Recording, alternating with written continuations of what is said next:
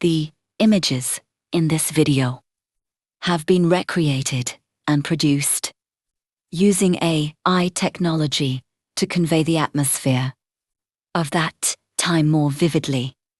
This content was created with the help of AI so that a Korean author who is not fluent in English could share these memories with more people. It was in those days that I met her again.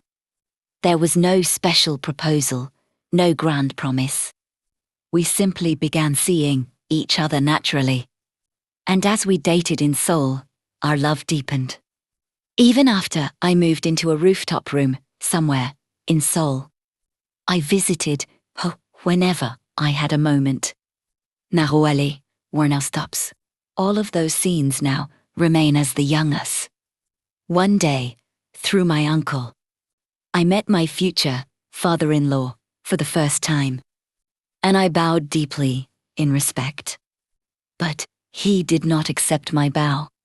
At the time, I felt hurt. After that, I felt afraid. Anduitim token. To a man like him, it couldn't have been easy to send his daughter to someone like me, who had no stable job. Later I heard that he only gave his permission after thoroughly looking into me. Even ses premiers luftum, some kind those words.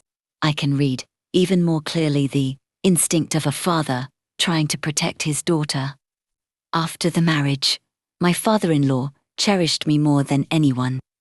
Even during the busy farming season, he wouldn't make me work alongside them. People even said he only keeps the second son-in-law close because I was shown such special affection. That love became a quiet pillar that kept a young head of household from being shaken. And there was a home where our real life truly began. We took out a loan and bought a semi-basement home that cost 20 million won. And in that home our first child was born. At the time, each of our salaries was 420,000 won. But every month, we had to pay 500,000 won the loan, which meant we had to run our entire life on the remaining 300,000. When it rained, the semi-basement room flooded, and we spent the whole night bailing water out. Tad dampness, the smell the colder years pass. Even no. When I think of my first child's allergic rhinitis and fragile constitution, my heart feels soaked first. The regret I should have done better back then only grows clearer with time. 2 years later, we moved into a 2-story house next to a kindergarten.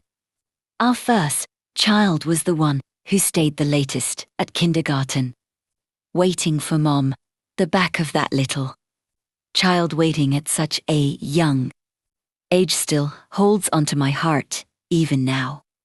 When we went fishing in the countryside, the first child always followed along, grabbing the caught carp and stuffing them into the fish bag with a big grin. That bright face and that sturdy spirit are still vivid. The fact that the child grew up so well is, by itself, a comfort that gently consoles the time I have lived. That's all for part 1. See you in part 3.